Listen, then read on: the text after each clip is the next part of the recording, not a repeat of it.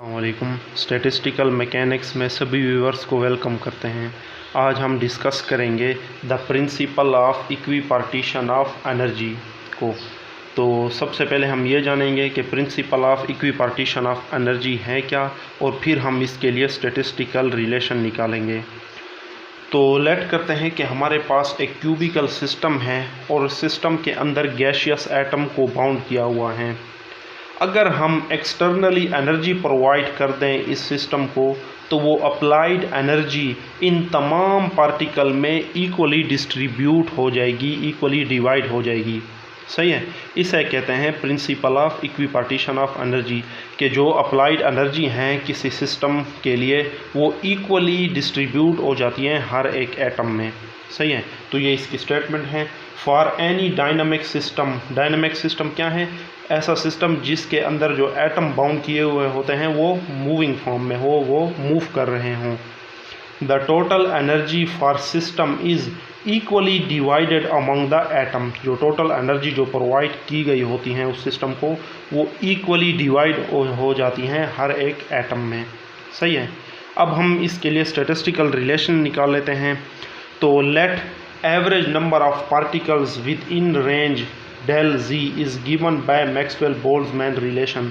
तो हम लेट कर लेते हैं कि इस सिस्टम के अंदर चूँकि बहुत पार्टिकल हैं, तो हम लेट कर लेते हैं कि डेल जी रेंज के अंदर जो पार्टिकल हैं वो कितने हैं, वो उनकी तादाद तो हम गिन नहीं सकते। तो हम usually Maxwell Boltzmann relation use करते हैं लार्ज नंबर ऑफ पार्टिकल की काउंटिंग के लिए।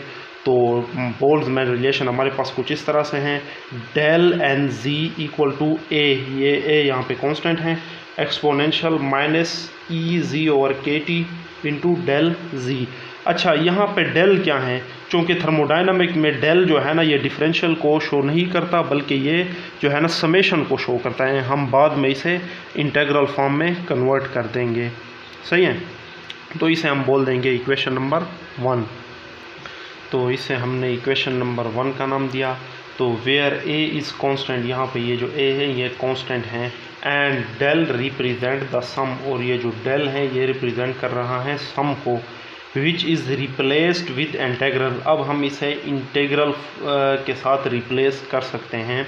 The total number of particle n, ठीक है, फिर टोटल नंबर ऑफ पार्टिकल जो n होंगे वो कुछ इस फॉर्म में होंगे। सही है, इस डेल एन जी का जो इंटेग्रल है इसे हम सिंपल n से भी रिप्रेजेंट कर सकते हैं। अब ये टोटल नंबर ऑफ जो है ना पार्टिकल हो जाएंगे, ये इज़ इक्वल टू एक्सपोनेंशियल, और ये जो बाकी टर्म्स जिसमें z इन्वॉल्व हैं तो उसे हम इंटेग्रल के अंदर लिख सकते हैं। तो ये हो जाएगा exponential minus E G over के टी इंटू डी जी।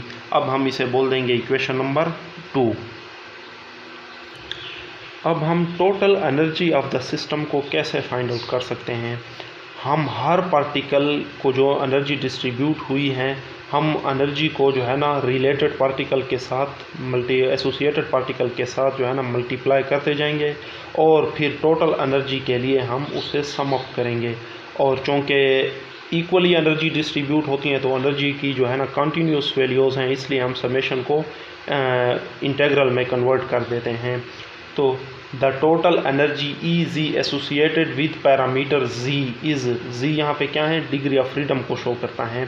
तो E G is equal to integration E G D N G. ठीक है, तो ये समेशन जो है ना जो फिर इंटीग्रेशन में इस तरह से कन्वर्ट हो जाता है, क्योंकि कॉन्टीन्यूस वैल्यूज़ की बात हो रही है।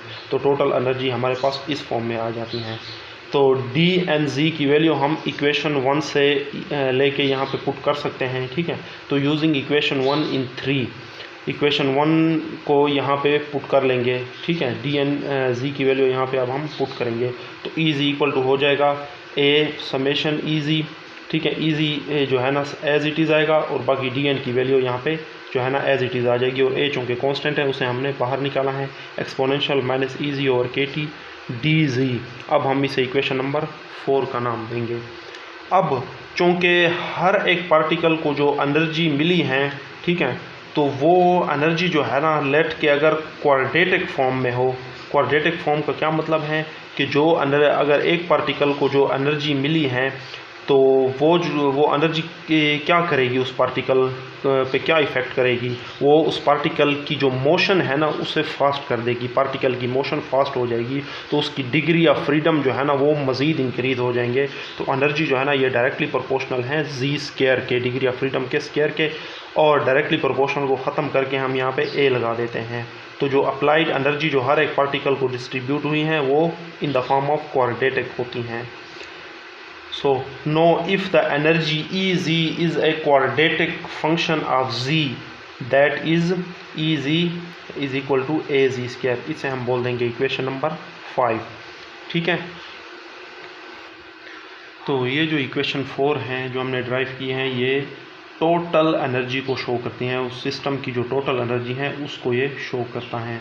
लेकिन एक सिंगल पार्टिकल की एनर्जी क्या होगी उसे हम कैसे ड्राइव करेंगे, एक सिंगल पार्टिकल की एनर्जी हम कैसे मालूम करेंगे, तो वो हम एवरेज एनर्जी या फिर मीन एनर्जी से हम जान सकते हैं कि एक सिंगल पार्टिकल की एनर्जी कितनी होती है। सो द मीन एनर्जी जिसे हम EZ से और बार ऊपर लगाएंगे, ठीक है, यह एवरेज एनर्जी या फिर मीन एनर्जी हम कह सकते हैं। ऊपर हम EZ के ऊपर बार लगाएंगे, ठीक है, ऑफ सिंगल पार्टिकल इज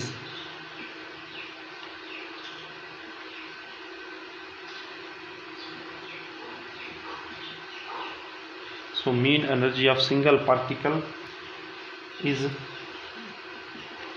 ठीक है, वो किस फॉर्म में होती हैं, वो हमारे पास इस फॉर्म में होती हैं EZ मीन एनर्जी या टोटल एनर्जी से हम मीन एनर्जी कैसे मालूम कर सकते हैं।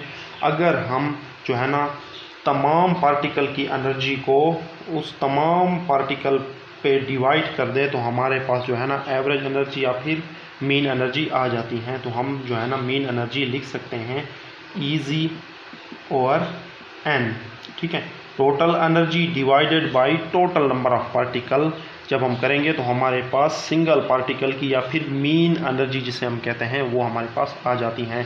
तो EZ की वैल्यू हम इस इक्वेशन से ले सकते हैं और टोटल नंबर ऑफ पार्टिकल के लिए जो रिलेशन है जो हमने इक्वेशन 2 में ड्राइव किया था तो उसकी वैल्यू यहाँ पे इंसर्ट करेंगे। सही है, तो using equation 4 and 2 in this equation, इसे हम इक्वेशन नंबर 6 का नाम देंगे। Using 4 and 2 in 6, equation number 6 में हमने इन दोनों की वैल्यूज़ को यूज़ करना है। तो EZ बार मीन एनर्जी ये इक्वल टू आ जाती हैं, EZ की जगह ये वैल्यू लगा देते हैं इंटीग्रेशन। अब यहाँ पे हम लिमिट यूज़ करेंगे, ठीक है, 0 से ऑनवर्ड इन्फिनिटी तक। सही है, ये लिमिट हम यूज़ करेंगे EZ exponential minus E of Z divided by KT into DZ। सही है, के डिवाइड में हम लिखेंगे n हमारे पास क्या था, a कांस्टेंट बाहर निकाल लेते हैं, इंटीग्रेशन 0 से इन्फिनिटी एक्सपोनेंशियल, सही है, माइनस EZ और KT और साथ में यहाँ पे DZ था, इस तरह से। ठीक है, अब हम इस a को a से कैंसिल कर सकते हैं और इसे हम फर्दर सोल्व करेंगे। सही है, तो ये इस तरह से आता है हमारे पास। अब हम जानते हैं ये जो EZ टर्म है ना, EZ टर्म जितने भी लिखे हुए हैं यहाँ पे ये क्वाड्रेटिक फॉर्म में है, जो कि इक्वेशन नंबर 5 था हमारे पास। वो किस फॉर्म में था, EZ जो है ना हमारे पास क्वाड्रेटिक फॉर्म में है। ये EZ इक्वल टू है AZ स्क्वायर, ठीक है, E of Z is equal to AZ square. ठीक है, तो हम EZ की जगह AZ स्क्वायर यहाँ पे हर जगह पुट करेंगे। सही है, तो इसे यहाँ पे यूज़ कर लेते हैं। EZ bar is equal to 0 से इन्फिनिटी, ठीक है, इसकी जगह EZ की जगह हम AZ स्क्वायर यहाँ पे पुट करेंगे एक्सपोनेंशियल, यहाँ पे भी EZ मौजूद है तो AZ स्क्वायर ओवर KT और साथ में DZ। अब इसके डिवाइड में 0 से इन्फिनिटी एक्सपोनेंशियल माइनस EZ की जगह हम AZ यूज़ करेंगे और KT साथ में DZ। अब हम इन दोनों इंटीग्रेशनों को कैसे सॉल्व कर सकते हैं? तो ये दोनों इक्वेशन दर हकीकत जो है ना गामा फैक्टर को रिप्रेजेंट करती हैं। तो हम गामा फंक्शन को यूज़ करके, उसके लॉस को यूज़ करके हम इन दोनों जो है ना इंटीग्रेशंस को सोल्व करेंगे। तो लेट्स सी, जो ये वाली इंटीग्रेशन है ना इस बटे से ऊपर, इसे हम I1 बोल देंगे, और इससे नीचे जो है ना हम इसे I2 बोल देते हैं। हम सबसे पहले I1 को इंटीग्रेट करेंगे और फिर I2 को। तो इसे भी कोई इक्वेशन का नाम दे देते हैं अपनी आसानी के लिए। तो इसे हम इक्वेशन नंबर 7 का नाम लेट्स सी देते हैं। क्लियर? तो हम पहले I1 को इसे इंटीग्रेट कर लेते हैं। तो इसके अंदर हम सब्स्टिट्यूशन पहले करेंगे। तो एक्सपोनेंशियल के जो अंदर टर्म है, सही है, इसे हम किसी वेरिएबल के लेट कर लेते हैं। लेट्स सी के इसे हम, चूँकि स्क्वायर में है इसका एक वेरिएबल, तो हम इसे एक्स स्क्वायर के इक्वल कर सकते हैं। X square is equal to a g square over के टी, इस तरह से। अब जी स्क्वायर की वैल्यू भी हमें चाहिए, वो भी यहाँ से हम निकाल सकते हैं। तो जी स्क्वायर इज इक्वल टू के टी, वो वहाँ चला जाएगा और ए इसके डिवाइड में, और यहाँ पे एक्स स्क्वायर आ जाएगा। डी जी की वैल्यू भी हमें चाहिए, तो पहले इसे जी बना लेते हैं। दोनों तरफ स्क्वायर रूट अगर लें तो ये के टी और ए, इसका स्क्वायर रूट और साथ में एक्स आ जाएगा। अब इसका डिफरेंशियल ले लें तो डी जी इक्वल टू, ये टर्म चूँकि कांस्टेंट हैं, ये एज इट इज़, और इसका डेरिवेटिव, ठीक है, ये स्क्वायर के इक्वल, ये एक्स हो जाता है एक्स स्क्वायर से, क्योंकि हमने जो है ना यहाँ पे स्क्वायर रूट लिया था। ठीक है, तो ये फिर यहाँ पे डी एक्स हो जाएगा। ठीक है, अब हम इनको जो है ना यहाँ पे I1 के अंदर सब्स्टिट्यूट करते हैं। तो I1 कुछ इस फॉर्म में हमारे पास हो जाएगा, लिमिट 0 से इन्फिनिटी, सही है। तो ए को हम बाहर लिख लेते हैं, चले कांस्टेंट हैं। जी स्क्वायर की जगह हम जी स्क्वायर की वैल्यू लिख लेते हैं, के टी ओवर ए इंटू एक्स स्क्वायर, साथ में, हाँ ठीक है। अब उसके बाद एक्सपोनेंशियल टर्म, और इसकी जगह हम एक्स स्क्वायर लिखेंगे माइनस एक्स स्क्वायर, और उसके अलावा डी जी की वैल्यू जो है ना हमारे पास यहाँ पे है, के T by A into D x. अब जी वेरिएबल जो है ना वो एक्स में कन्वर्ट हो चुका है। तो मज़ीद हम इसे थोड़ा सा सॉल्व कर सकते हैं। तो ये इससे कैंसिल, तो के टी की पावर 1 है और के टी की पावर 1/2, तो ये कितना हो जाएगा, के टी की पावर 3/2। तो कांस्टेंट जितनी भी है ना एक्स के अलावा, उन्हें आप इंटीग्रेशन से बाहर लिख दें। और बटे में क्या आएगा, बटे में जो है ना ए स्क्वायर रूट, ठीक है, ए स्क्वायर रूट। बाकी यहाँ जो ए था वो तो कैंसिल हो गया। अब इंटीग्रेशन के अंदर जो वेरिएबल टर्म बचती हैं वो कौन कौन सी हैं, x square exponential minus x square into D x, इस तरह से ये बच जाता है। तो ये जो इंटीग्रेशन टर्म है ये गामा फंक्शन को शो करती है। हमारे पास गामा फंक्शन अगर इस फॉर्म में हो, 0 से इन्फिनिटी एक्स की पावर n और एक्सपोनेंशियल की power minus a x square, ठीक है, और डी एक्स इक्वल टू होता है alpha pi square root over n square. तो अल्फ़ा हमारे पास चूँकि 1 है, यहाँ पे एक्स स्क्वायर के सामने जो है ना यहाँ पे 1 है, और n हमारे पास क्या है, 2 है। तो हम इस सारी टर्म को लिख सकते हैं इसके अकॉर्डिंग्स, के टी की पावर 3/2 पहले इसे लिख लेते हैं, और ए स्क्वायर रूट, अच्छा इसे हम लिख सकते हैं पाई स्क्वायर रूट, क्योंकि अल्फ़ा हमारे पास 1 है यहाँ पे, और n हमारे पास यहाँ पे क्या है, 2 है, n हमारे पास 2 है, तो 2 का स्क्वायर 4। तो ये इस फॉर्म में हमारे पास आ जाता है। क्लियर?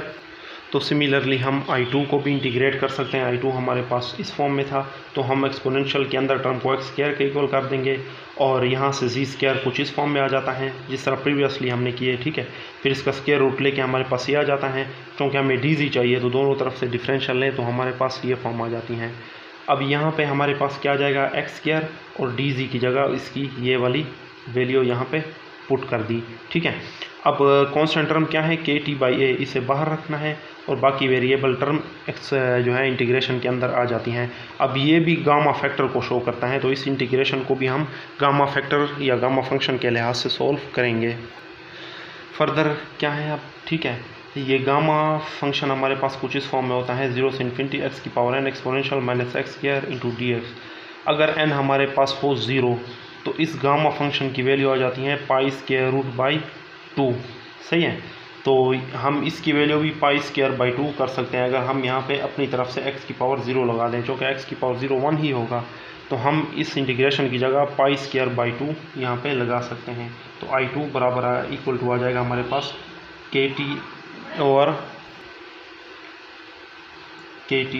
A स्क्वायर रूट, और इसकी क्या वैल्यू है यहाँ पे हमने यहाँ पे गामा फंक्शन के लिहाज से यहाँ पे पुट कर देना है पाई का स्क्वायर रूट बाई 2। तो ये I2 की इंटीग्रेशन आ गई। ठीक है, तो I1 हमारे पास ये आया था और I2 हमारे पास इस फॉर्म में आया। ठीक है, तो अब I1 और I2 को हम इक्वेशन 7 में यूज़ करेंगे। तो इक्वेशन 7 फिर किस तरह से हो जाएगा, EZ bar is equal to I1 over I2 था ना, तो I1 ओवर I2 था। ठीक है, तो I1 की वैल्यू ये है हमारे पास KT ओवर A और इसकी पावर 3/2, साथ में क्या है पाई स्क्वायर रूट बाय 4। अच्छा, और इसके डिवाइड में जो है ना, अगर हम इसे जो है ना डिवाइड को जो है ना ऊपर ले जाएं तो वो जो है ना इसकी वैल्यूज़ उलट हो जाएगी। तो ये जो है A और KT और A है, तो ये जब बटे से ऊपर जाएगा तो ये हमारे पास जो है ना इस फॉर्म में हो जाएगा A का जज़र ओवर KT का स्क्वायर रूट, इस तरह से। ठीक है, और ये भी जब I2 जो के नीचे लिखा हुआ है, ठीक है, ये अगर इसे हम ऊपर मल्टीप्लाई कर दें, ठीक है, तो ये क्या हो जाएगा, ये भी सिमिलरली उलट हो जाएगा 2 ओवर पाई स्क्वायर रूट, इस तरह से हो जाएगा। तो पाई स्क्वायर रूट से कैंसिल, और इनके अलावा जो है और भी कुछ टर्म कैंसिल हो रही हैं, ये 2 2 ज़ा 4, सही है, इस तरह से ये कैंसिल हो जाती हैं। ठीक है, तो यहाँ पे सॉरी ये जो है ना A स्क्वायर रूट है इसके नीचे। ठीक है, इसके साथ 3/2 में नहीं है। ठीक है, तो यहाँ पे हम A स्क्वायर रूट लगाते हैं, ये इस फॉर्म में था। ठीक है, अब A स्क्वायर रूट जो है ना इस A स्क्वायर रूट से कैंसिल हो जाता है। अब KT की पावर 1/2 है। ठीक है, तो ये इसके साथ कंबाइन हो जाएगा तो -1/2, तो 3/2 -1/2 क्या हो जाता है, 1 हो जाता है। तो EZ बार हमारे पास फाइनली आ जाता है, ये 2 भी यहाँ पे है, हाफ KT इस फॉर्म में हमारे पास आ जाता है।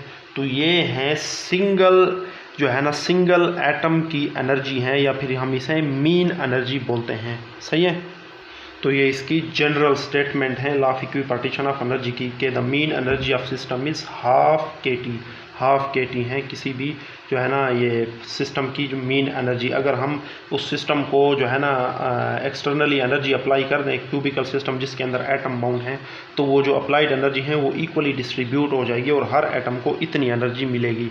इसे हम कहते हैं law of equipartition of energy. तो आई होप आपको ये क्लियर होगा। तो नेक्स्ट वीडियो तक के लिए हमें इजाज़त दें। अल्लाह हाफ़िज़।